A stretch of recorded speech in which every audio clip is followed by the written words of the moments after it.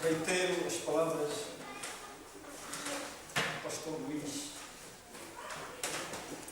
Quero agradecer a Deus, em primeiro lugar, por permitir estar aqui em Portugal, em particular em Lisboa, e de forma muito especial nesta comunidade cristã,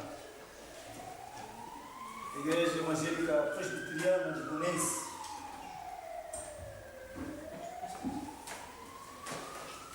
Agradecer a grande hospitalidade que tenho recebido de vós, a partir da família pastoral, assim que nós chamamos de família pastoral Luís, os presbíteros e presbíteras, membros de uma maneira geral desta magnífica comunidade. Sou grato por todo o vosso carinho.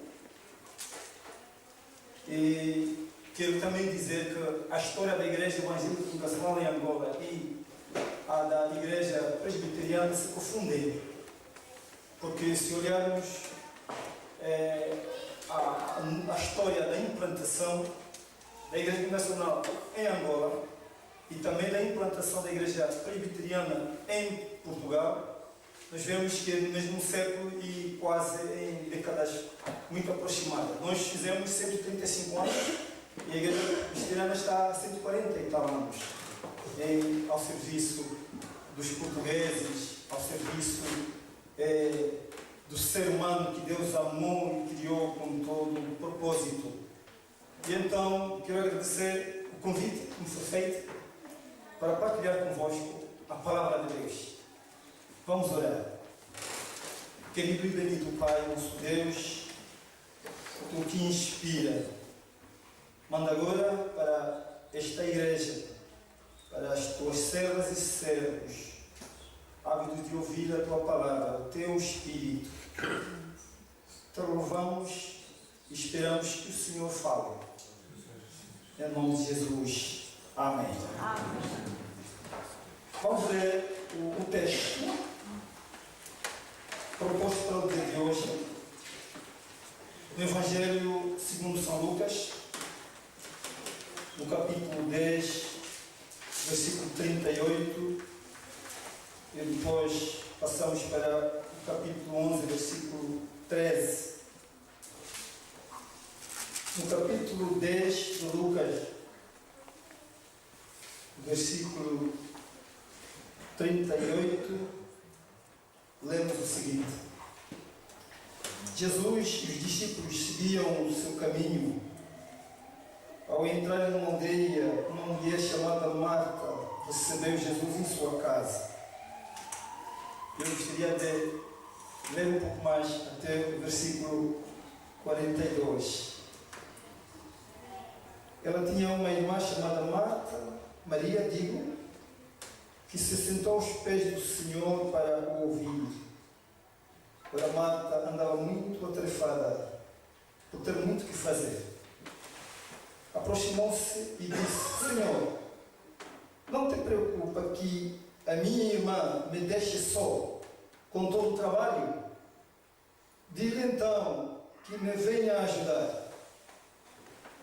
Mas o Senhor respondeu: Marta, Marta, andas preocupada e agitada com tantas coisas, quando uma só é necessária. Maria escolheu a melhor parte, que não lhe será tirada. Maria escolheu a melhor parte, que não lhe será tirada. Vamos para o capítulo 11.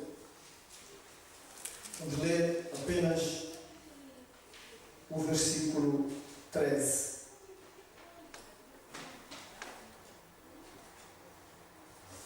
Ora, se mesmo sendo maus, sabem dar coisas boas aos vossos filhos, quando mais o Pai do céu dará o Espírito Santo àqueles que lhe pedirem.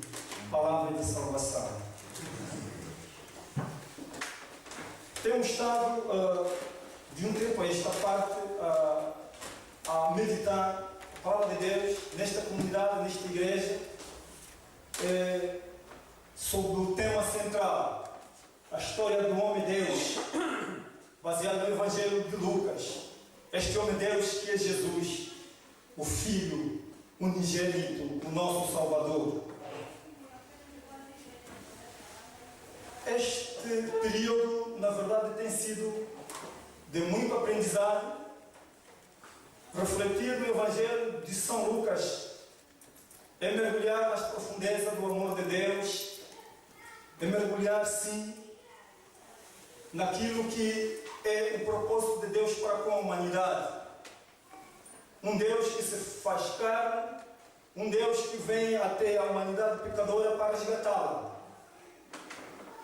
O Evangelho do Senhor Jesus Cristo, segundo Lucas, penso eu, na altura em que foi introduzido pelo pastor da igreja, podemos saber qual é o propósito pelo qual foi escrito, a época em que foi escrito, para que o povo naquela altura, ou então para que contexto, em que contexto foi escrito. Mas este Evangelho é universal. Este Evangelho não foi dirigido simplesmente para o gentio ou para aquele povo local, mas é exatamente o Evangelho que abre as portas para o mundo. Um Evangelho que abre as portas para alcançar toda a humanidade dos quatro cantos deste globo. Este Evangelho relata a vida e o ministério de Jesus de Nazaré e detalha a história da salvação, detalha exatamente o acontecimento mais importante da história da humanidade: o nascimento, a vida, a obra e a exceção de Jesus Cristo, e também a sua promessa para o seu regresso, o regresso glorioso em que os bons, os verdadeiros adoradores, aqueles que enquanto em vida ouviram e viveram a sua palavra, possam ser arrebatados, possam ser com Deus, com Jesus, seguir para os ares. Neste Evangelho nós encontramos as histórias populares como a do filho pródigo e também a história do bom samaritano. São também neste Evangelho de São Lucas encontrados várias informações sobre parábolas e também milagres. Nós vamos aqui destacar que só neste Evangelho de Lucas nós encontramos logo 24 parábolas e 21 milagres que o evangelista Lucas relata, que fazem parte exatamente da obra de Jesus Cristo.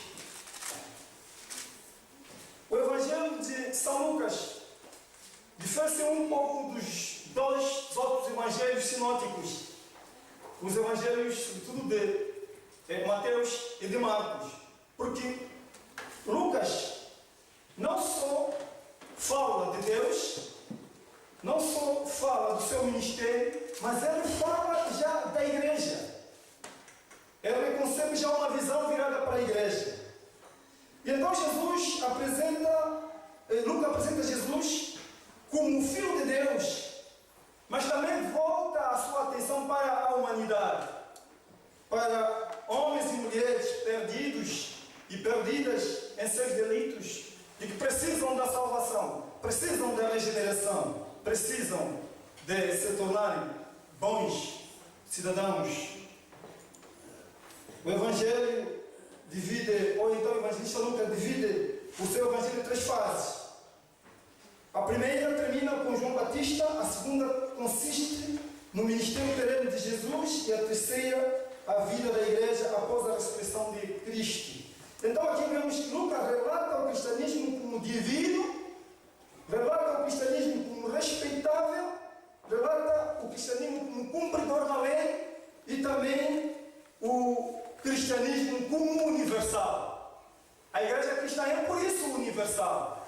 E Jesus Cristo, quando dá poder aos seus discípulos, após a sua ressurreição, ele disse que estavam agora prontos para poderem ser enviados. E ele também estava pronto para poder regressar ao Pai. Mas que a missão que ele começou, o plano da salvação que ele veio implantar, precisa ser continuado. E continuidade estava entregue às mãos dos discípulos e ela diz: ide por todo o mundo, pregar o Evangelho a todas as nações, e todo aquele que crê e for batizado será salvo, mas aquele que não crê será condenado.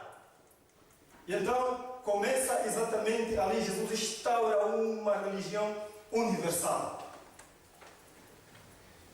Uma das ideias-chave de Lucas é distinguir o tempo de Jesus e o tempo da igreja, sem esquecer a singularidade única do antecipado momento, e se não mesmo o propósito da salvação. Lucas põe em relevo as etapas da obra de Deus na história. E então, mais do que Lucas, ou então Mateus e Lucas, ao falar de Jesus e dos discípulos, Lucas pensa na ação do Espírito Santo através da igreja, cujos membros se sentem interpelados a acolher a mensagem salvífica na alegria, na conversão do coração. E isso faz de Lucas, deste Evangelho, um Evangelho da misericórdia, da alegria, da solidariedade e também da salvação. O respeito pelo ser humano, a salvação evangélica transforma a vida das pessoas. E esta vida transformada tem reflexos em todas as nossas obras, em tudo o que nós fizemos, em todos os lugares onde nos encontramos. Uma pessoa transformada brilha a sua luz em todo lugar onde se encontrar. Há pessoas que têm duas faces, duas identidades. Quando está no lugar onde é conhecido, ele comporta-se de uma maneira diferente para poder ludibriar a opinião das pessoas. Mas quando se desloca deste lugar, é praticamente pior que um mundano, pior que aquele que não tem Jesus no seu coração. Então nós vemos que quem recebe este Evangelho da graça, vive esta graça, é uma pessoa transformada, é uma pessoa que é reconhecida pelas suas obras. Voltando ao texto lido em Lucas 10:38 e também em Lucas 11, versículo 13, sobretudo neste de Lucas 10, versículo 38 até, eu lia um pouco mais até o versículo 42, nós encontramos o relato de Marta e Maria. Eles viviam em um povoado chamado Betânia. E é sabido muito bem que esta família, e na Bíblia é conhecida de 3 irmãos, Marta, Maria e Lázaro. Era uma família muito ligada a Jesus, amiga de Jesus. Então, certo dia, Jesus pensou visitar esta família e hospedar-se em sua casa.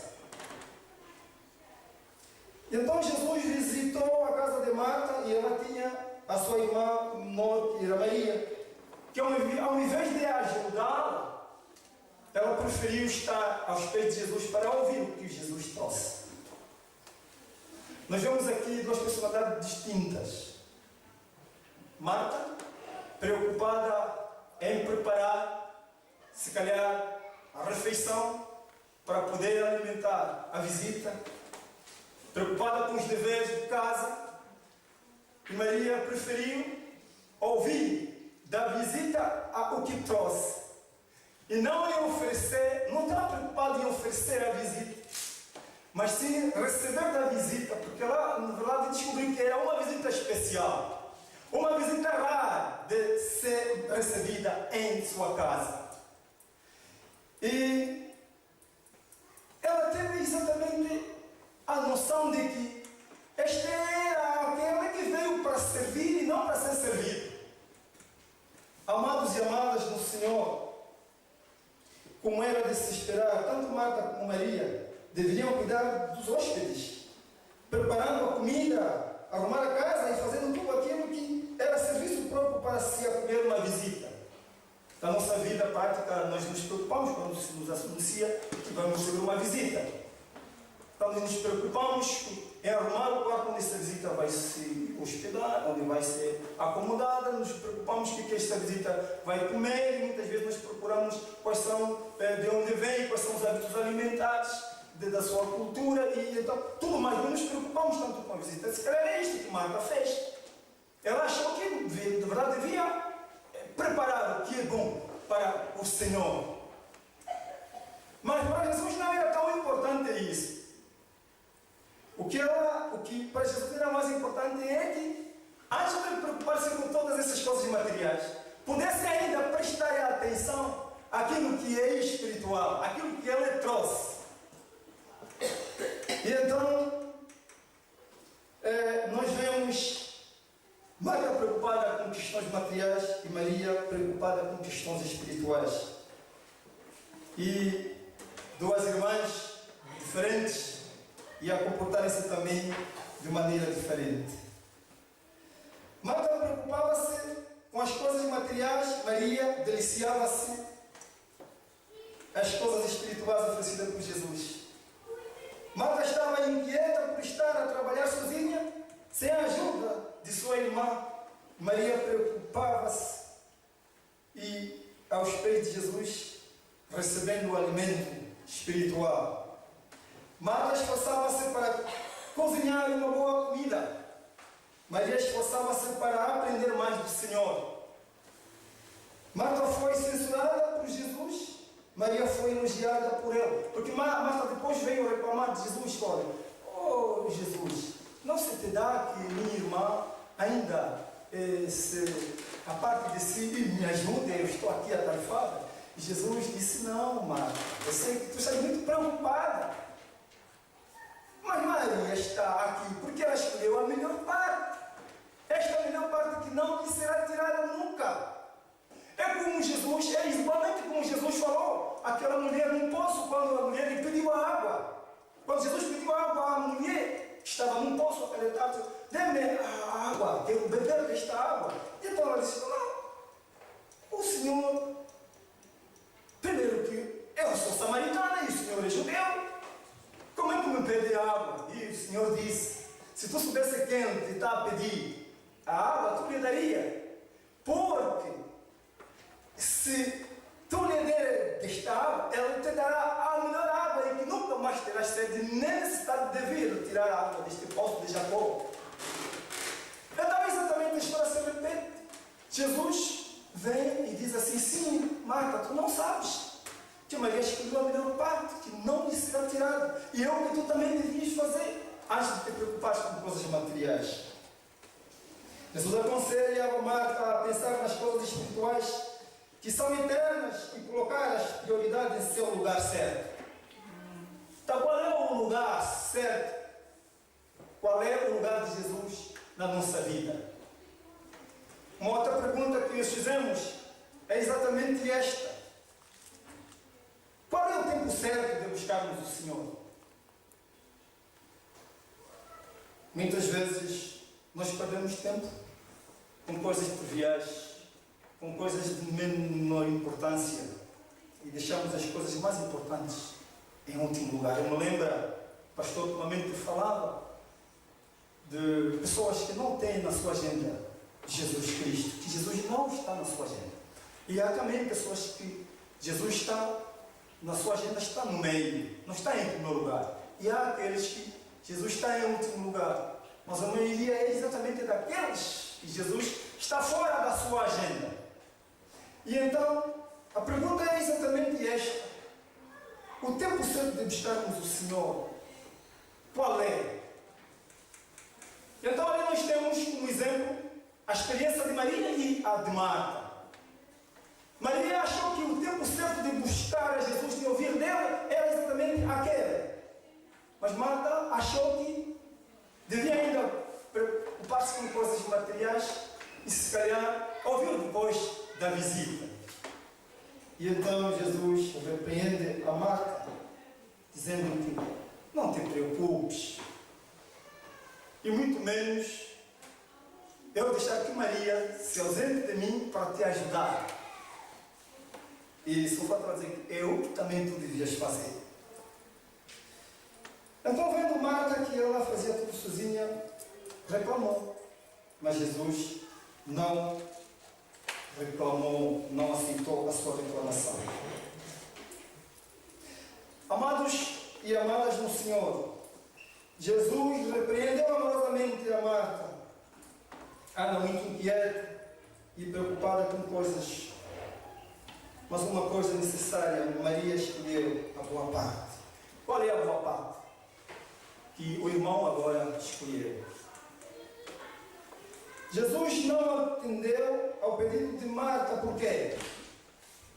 Porque quando Jesus foi tentado, e nós conferimos isso em São Mateus capítulo 4, versículo 4, por Satanás, ele diz, olha, aparta-te de mim, Satanás. Não só de pão viverá o homem, mas de toda a palavra que vem da boca do Senhor. Então Jesus não estava preocupado com o que Maria havia de oferecer, mas ele estava preocupado com o que ele havia de oferecer a esta pobre mulher. A esta mulher que precisa da salvação. E então ainda em São Mateus capítulo 6, versículo 33, nós também lemos Jesus quando diz, buscai em primeiro lugar o reino de Deus e a sua justiça, e depois todas as outras coisas vos serão acrescentadas. É claro que este capítulo tem sido interpretado por muitos de forma errada. Há aqueles que, por causa disso, deixam de fazer o que é importante também na vida.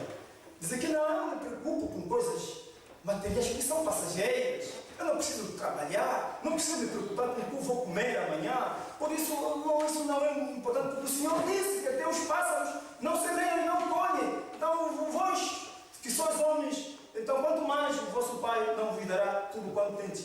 Não é isso. Jesus não está lá a dizer que o trabalho não é importante e o trabalho deve deixar de ser exercido por qualquer um de nós, porque senão não teríamos a igreja que temos, não seríamos o que somos, então não seríamos aqueles, digamos assim, administradores, aqueles a quem Deus deu o poder de gerir o que Ele criou e multiplicar. Jesus estava assim a dizer-se, é preciso colocar em primeiro lugar Deus e a sua justiça, e então depois todas as outras coisas serão acrescentadas. Não está lá a dizer que devemos nos esquecer totalmente dos nossos deveres, coisas materiais. Então vamos fazer uma caracterização de dois tipos de pessoas existentes no mundo: os do grupo de Maria, de Marta, e as de Maria. As Marias desta vida são todas aquelas pessoas, ou então as Martas desta vida são todas aquelas pessoas que estão atarefadas com os afazeres e as ânsias terrestres e descuidam-se da sua vida espiritual. Existe no nosso contexto atual pessoas ansiosas e tão preocupadas com os seus trabalhos, seus afazeres, e não encontram paz, porque não têm o Senhor em suas vidas. Não sentem a verdadeira alegria da vida em Cristo Jesus. São pessoas que se esquecem que existe um Deus todo-poderoso e misericordioso capaz de suprir todas as nossas necessidades. Este Deus é posto em último lugar se não for da nossa agenda. Não faça isto, meu irmão, minha cara irmã. E então vemos que as Marias desta vida são aquelas pessoas que, mesmo preocupadas com os seus afazeres materiais, não se descuidam de ouvir e de meditar na palavra de Deus. Têm a plena consciência de que só no Senhor há paz, descanso e sustento reais. Têm a consciência de que, buscando o Senhor tudo mais fará. Maria decidiu sentar-se aos pés de Jesus e ouvir a sua voz, pois aquele que vai aos pés do Senhor com humildade, reconhece que dele depende totalmente e por isso ouve a sua voz, esta pessoa fica atenta aos ensinamentos do Senhor e segue também as suas orientações e a voz do Espírito Santo. Sabe que o Senhor é todo-poderoso, sustentador e salvador, e que só nele existe a paz e a alegria de viver. Fora de Jesus, nós não temos paz. Nós vagueamos, andamos como vagabundo neste mundo, só encontramos infortúnios, só encontramos ais. Nós não encontramos felicidade nenhuma. Mas quando nos convertemos, quando recebemos Jesus Cristo, a nossa vida mudou. Cada um tem uma experiência a contar acerca seu encontro com o Senhor. Que a partir do momento em que o Senhor Jesus em sua vida não é a mesma, mudou. Amados e amadas no Senhor, em nossa vida devemos colocar Deus em primeiro lugar e tudo mais que o Senhor nos dará em abundância. E então, ao lermos esta história sobre Maria e Marta, vemos a Marta de um modo negativo e Maria de um modo positivo. Talvez a irmã e o irmão tivessem, se calhar, reagido do mesmo modo que Marta, reclamar de alguém que devia nos ajudar para deixar tudo pronto na hora certa, porque afinal alguém tinha que preparar a refeição para a visita. Mas só que fosse feito num momento inoportuno, e tudo tem o seu tempo. Quando lemos em Lucas, nós vemos que Marta recebe o Senhor em sua casa. Vemos aqui uma qualidade, na verdade, que é rara. Jesus quis a ser recebido em casa de uma família, de alguém. Então era exatamente o momento certo de eu poder receber de imediato e na hora certa o que este Jesus, o Filho de Deus, trouxe a nós. Amados e amadas, apesar do contratempo que houve, Marta foi uma mulher hospitaleira. Nós não vamos olhar apenas para esta história, olhar para Marta, pintá-la como na verdade uma pessoa ruim. Não estamos simplesmente dizer que há alguma coisa que Marta não fez naquele momento, que ela não priorizou primeiro a palavra. Preferiu primeiro preocupar-se com coisas materiais para oferecer e não em receber. Mas para Jesus é sempre o contrário. Jesus, ele é o nosso servidor. Nós não precisamos servir a Jesus, Ele não precisa dos nossos favores. Tudo que nós fizemos é para honrá-lo, é para agradecer, é para podermos dizer ao Senhor obrigado por todo este dom da vida, por tudo que o Senhor faz por nós. Então nós simplesmente retribuímos, damos o nosso coração a Ele, mas nós, o que nós fizermos, os nossos bens, não tem nada para Jesus. Mas sim, nós precisamos, tudo o que fizemos para exatamente honrar, é para agradecer a sua obra. Amém. E então, é ali onde nós precisamos saber que Jesus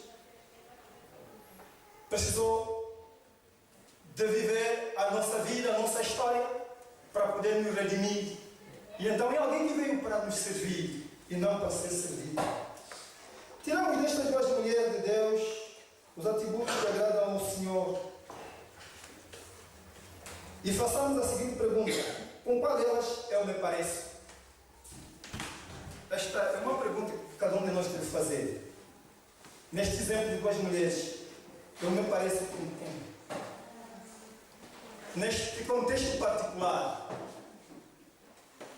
não neste dom de Marta de ser uma trabalhadora, uma hospitaleira, não, neste de vermos o que é prioritário na nossa vida, em que momento, em que circunstância, porque afinal nós devemos estabelecer prioridades para cada momento, para cada circunstância. As duas acolhem Jesus, querem servir bem a Jesus, só que de modo diferente. Maria não se preocupa com os deveres materiais, senta-se aos pés de Jesus, como os discípulos no Oriente se sentam aos pés de seu mestre para poderem ouvir as instruções. Marta repreende a Maria, Jesus a defende. Para Jesus basta pouca coisa. Marta passa a imagem daquela mulher trabalhadora, dona de casa, que tem prazer em receber as visitas e acolher de forma digna e cortês.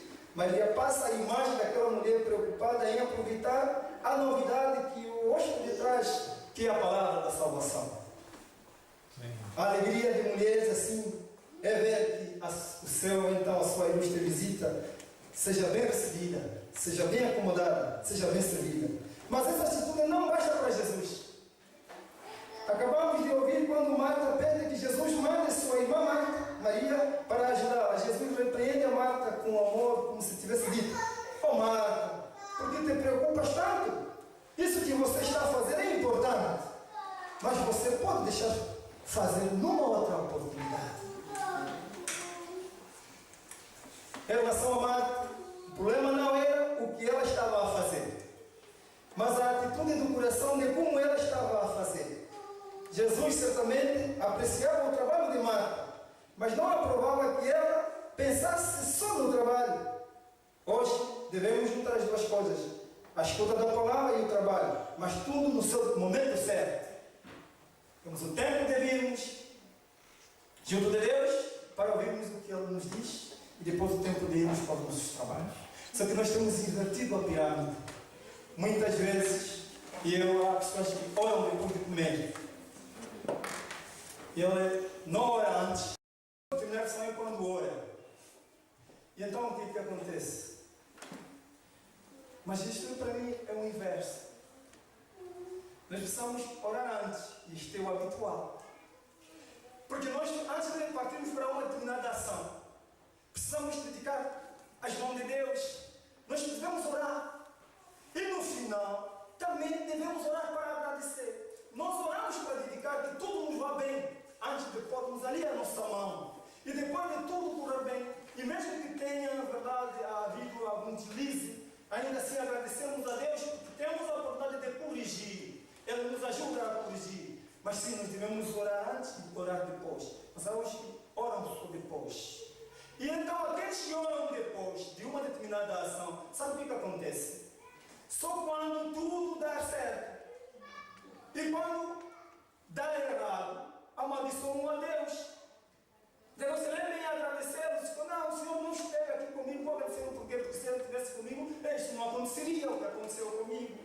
E então, quando a gente escolhe, eu oro depois acaba por se esquecer. Quero vos contar uma breve história. Nós em Angola, durante a Guerra Civil, há muita gente que afluiu às igrejas, às congregações, porque todos precisavam da mão protetora de Deus. As pessoas iam para as igrejas enchiam, mas com os canhões, digamos assim, a cantar bem alto. E então, muitas vezes, o que aconteceu? Depois do acordo de paz, simplesmente abandonaram a igreja, apartaram-se de Deus, porque acharam que Jesus ou Deus já não tem valor na sua vida. Mas se tinha um momento em que eles precisavam, no momento da adversidade, buscaram o Senhor, mas quando o Senhor não respondeu, o esqueceram. Será que esta é a tua experiência? É o teu caso? Como se escolher a melhor coisa? É mais fácil se escolher entre o certo e o errado. Esta tarefa é mais fácil. Entre o certo e o errado, entre o feio e o bonito, entre o amargo e o doce. Mas agora escolher entre o bom e o melhor é a coisa mais difícil. Então, nesta experiência de Marta e Maria, houve exatamente as duas coisas. Uma que é boa, a outra que era excelente.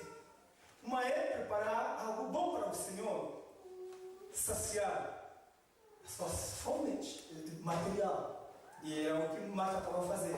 Mas a outra era exatamente escolher o excelente e ainda deixar que as coisas materiais fiquem para mais tarde e deliciar-se das coisas celestiais. Qual deve ser realmente a nossa prioridade? A resposta certa está na Epístola aos Colossenses, capítulo 3, versículo 2. Pensai nas coisas que são de cima e não das que são da terra. Esta é a resposta certa. Qual deve ser a prioridade em nossa vida? Sim, devemos escolher as coisas de cima e não as que são da terra. Devemos buscar antes o reino de Deus e a sua justiça e todas as outras coisas nos serão acrescentadas. Nosso trabalho não será agradável ao Senhor se não for feito com coração e por amor a Ele. Deixemos primeiro que a luz do Espírito Santo, que estava em Jesus naquele momento e que está ainda hoje e agora, neste lugar, entre nós e em cada um de nós, iluminem os nossos corações e a força do Espírito Santo que Deus dá de graça para nos inspirar, para nos orientar, possa estar sobre cada um de nós.